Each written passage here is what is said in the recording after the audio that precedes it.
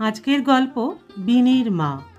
সুরমা দেবী বেশ বিরক্তি সহকারে বললেন, হ্যাঁ রে বড় খোকা, তুই যে একেবারে বইয়ের আঁচল ধরা হয়ে গেছিস তা বেশ টের পাচ্ছি। ছোট খোকার ছোট বৌমা বলতো বটে, মা বড়দার আগের মতো নেই, সবসময় বৌদির কথাতেই সায় দেয়। সেদিন বরং আমি বকেছিলাম ওদের দুজনকে, এখন তো দেখছি ওরাই ঠিক চিনেছে বড় বৌমাকে। অবিনের অফিস যাওয়ার তাড়া আছে, তবুও শান্তস্বরে বলল, মা বিনি যেমন তোমার নাতনি, ঠিক তেমনি আমার আর অয়ন্তীর মেয়ে। তাই বিনির জীবনের ব্যাপারে অয়ন্তীর মতামত খুব দামি, অন্তত আমার কাছে। সুরমা দেবী রাগের আগুনে খানিকটা ঘিয়ের মতো যোগ হলো অবিনের কথাগুলো। দাও দাও করে যজ্ঞের শিখার মতো জ্বলে উঠে বললেন, তুমি তো বাবা অফিসার ঘর করো, পাড়া প্রতিবেশী আত্মীয় স্বজন নিয়ে আমাকে থাকতে হয়। এর মধ্যেই তোমার বইয়ের কীর্তি পাড়াতে বেশ আলোচনার বিষয়বস্তু হয়ে উঠেছে। অয়ন্তী অবিনকে খেতে দেওয়ার জন্য দোতলা থেকে নেমে আসতে সুরমা দেবীর মুখে এমন কথা শুনে হো হো করে হেসে উঠল।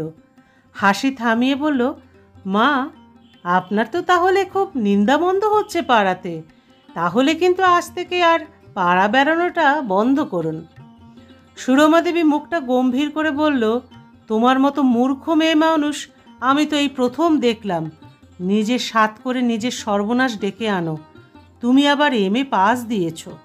সুরমা দেবীর এই একটা অস্ত্র আছে, যখন নিজে আর যুক্তি তর্কে পেরে ওঠেন না, তখন অয়ন্তীকে ধরাশায়ী করতে, অয়ন্তীর শিক্ষা, বংশ এসব নিয়ে টানাটানি করতে শুরু করেন।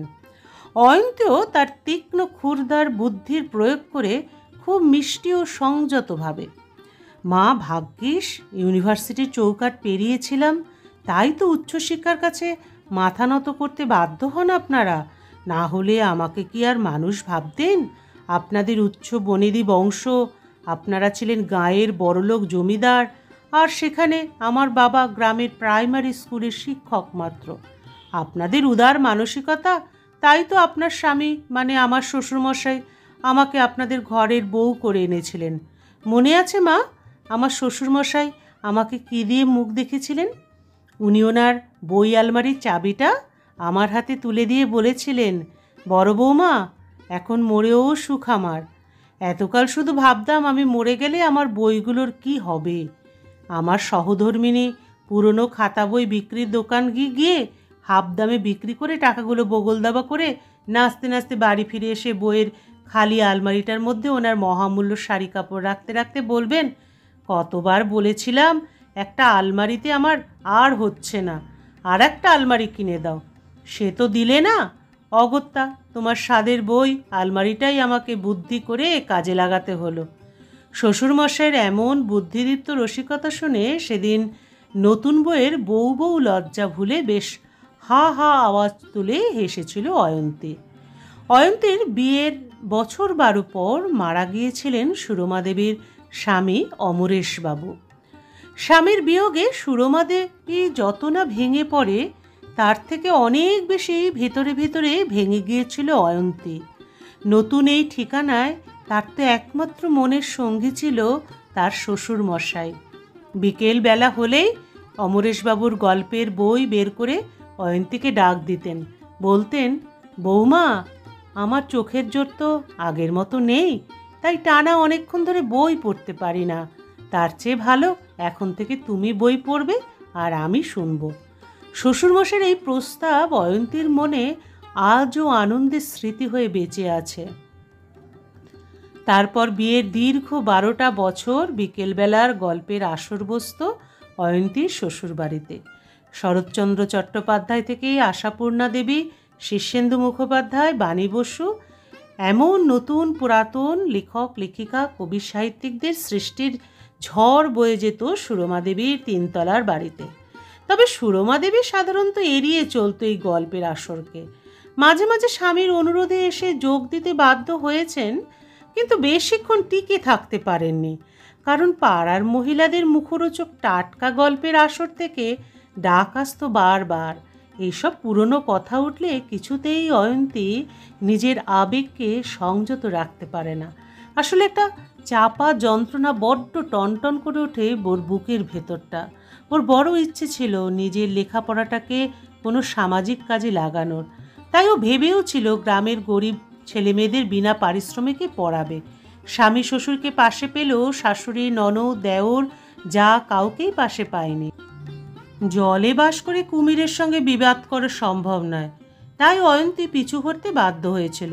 তাই হয়তো এই কারণে বিনির পাকা কথার দিন ভরা সভাতে ছেলের বাড়ির পাকা মাথাদের সামনে অয়ন্তী বলে ওঠে, আমি মেয়ের মা হয়ে একটা কথা স্পষ্টভাবে বলতে চাই আপনাদের কাছে।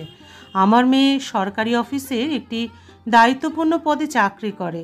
এই চাকরিটা পাওয়ার জন্য দিন রাত এক করে পরিশ্রম করেছে সে। পড়াশোনার পাশাপাশি নিজের দৈনন্দিন কাজকর্ম জানে কেবলমাত্র চালিয়ে নেওয়ার জন্য। বিয়ের পরও এই অবস্থার কোনো পরিবর্তন হবে আশা করি না আমি।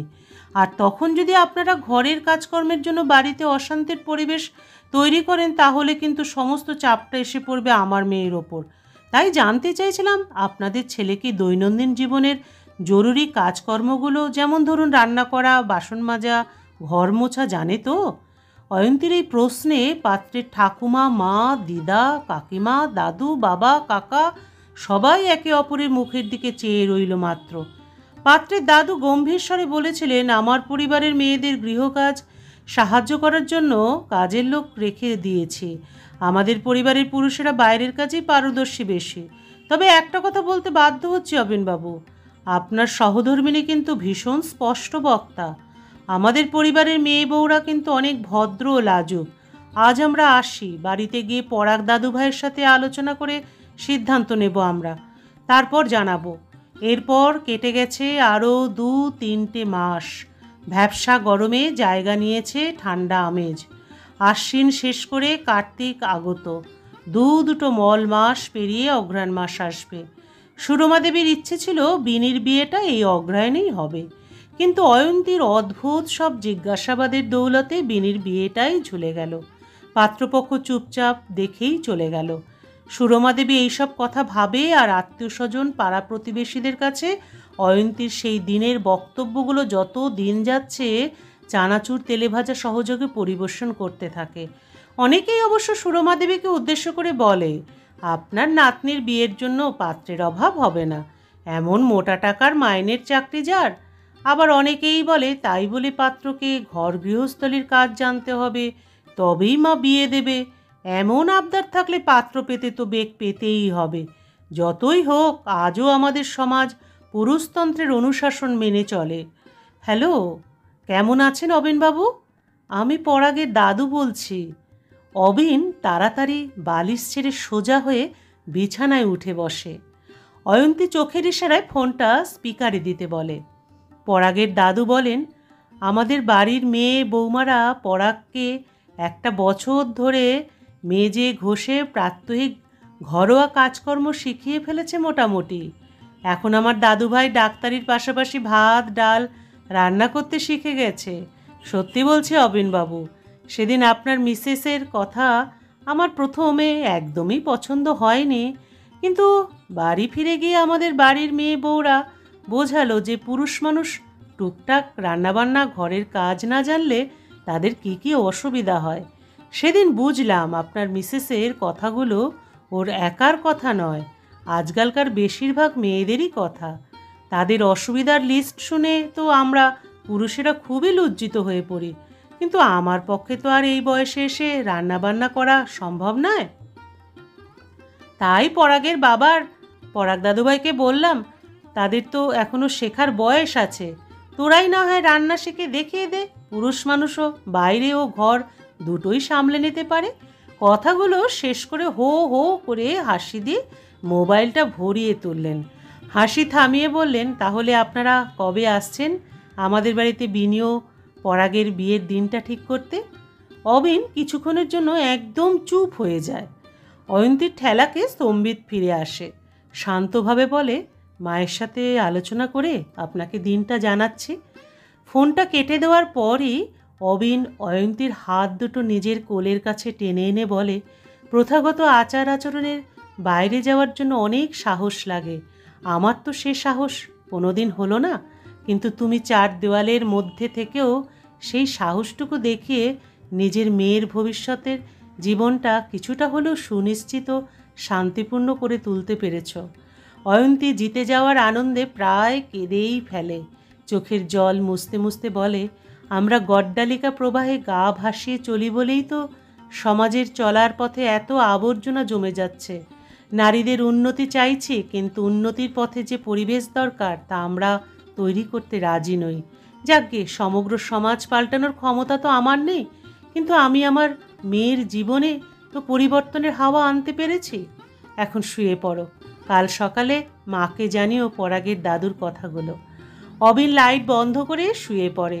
কিছুক্ষণের মধ্যে অবিন নাক ডাকিয়ে ঘুমিয়ে পড়লেও অয়ন্তী সারা রাত দু চোখের পাতা এক করতে পারে না।